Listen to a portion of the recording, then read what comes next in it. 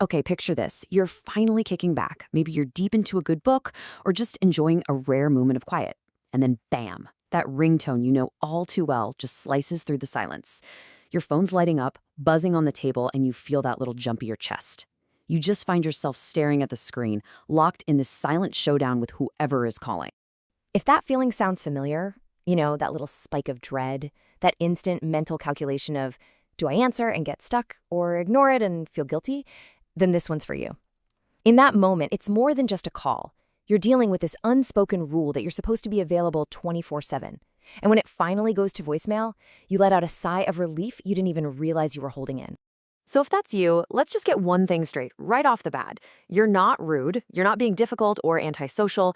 There's a really good psychological reason you feel this way, and it all comes down to how your brain processes this very specific type of communication. So what is actually going on in there when the phone rings? Well, let's start by knocking down a really common misconception. To really get to the bottom of this, we've got to talk about the easy answer first, the one everybody jumps to. Now, there is a clinical term for an intense fear of phone calls. It's called telephobia. And yeah, it's often tied to social anxiety disorder, and for some people, that's absolutely the right diagnosis. But for millions of us, it's not a full-blown phobia. It's less about a crippling fear and more about this persistent, low-grade stress that just completely saps our mental battery. And that's the key distinction here. While it might look like social anxiety on the surface, the real hidden reasons are usually about two big things we're about to get into. First, the intense mental workout your brain is forced to do on a call, and second, the battle for control over your own time that a ringing phone kicks off. All right, let's dig into the science, because what's happening in your brain is actually fascinating. You see, a phone call is basically a blind conversation, and your brain is very, very aware of everything that's missing. I mean, think about it. When you're talking to someone face to face, your brain is like this supercomputer, processing thousands of signals a minute that go way beyond just the words. You're seeing their facial expressions, their posture, hand gestures, whether they're making eye contact.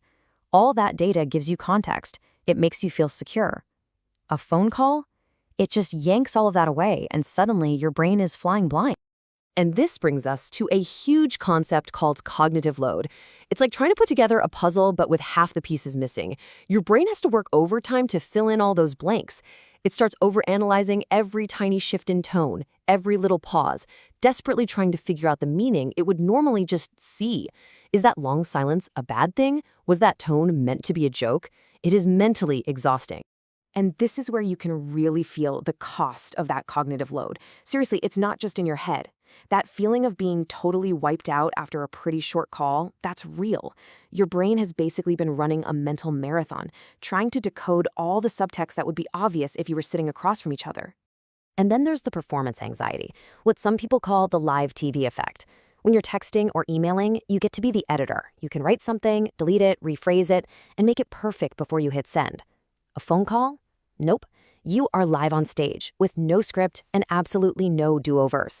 That pressure to say the perfect thing right now is intense. Okay, so it's not just about the wiring in your brain. It's also about what a phone call does to your personal space and your time. Because for a lot of us, an unexpected call doesn't really feel like a friendly invitation. It feels like an intrusion. This comparison just hits the nail on the head, doesn't it? It's not just a matter of preference, it's the difference between an invitation and an invasion. A text or an email respects your time. It shows up and basically says, hey, get to me when you can. A phone call just barges in the door and demands your immediate, undivided attention now. And look, this isn't just a random feeling. It's actually becoming part of modern etiquette. This quote from the Wall Street Journal totally nails it. An unscheduled call sends a very clear message. My need to talk to you this second is more important than whatever you were just doing. It's this subtle power move that can feel like a real violation of your boundaries. And hey, if you feel this way, you are so far from alone. Studies show that a whopping 76% of millennials actually feel anxiety when their phone rings.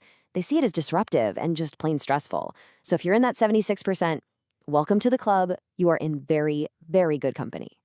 So with all of this baggage, are we saying phone calls are just bad? No, not at all. The goal isn't to get rid of phone calls entirely. It's about shifting from this reactive mindset to one of intentional communication. It's about knowing when a call is actually the best tool for the job. So when should you pick up the phone? Here are 3 pretty solid rules. Number 1, for actual emergencies or really urgent stuff where you need an answer immediately. 2, for complicated or emotional topics where the nuance in your voice is absolutely essential to not be misunderstood. And 3, and this is just basic respect, when you know for a fact the person on the other end actually likes talking on the phone. And that's really what this all boils down to. Hating phone calls isn't about being antisocial or trying to avoid connecting with people. In this world where we're always on, it's actually a pretty logical and healthy way to preserve yourself. You're protecting your mental energy from that cognitive overload, and you're guarding your focus from constant, unwelcome interruptions. Which kind of leaves us with this one last thought to chew on. In a world where our attention is our most valuable currency, we get to define our own boundaries.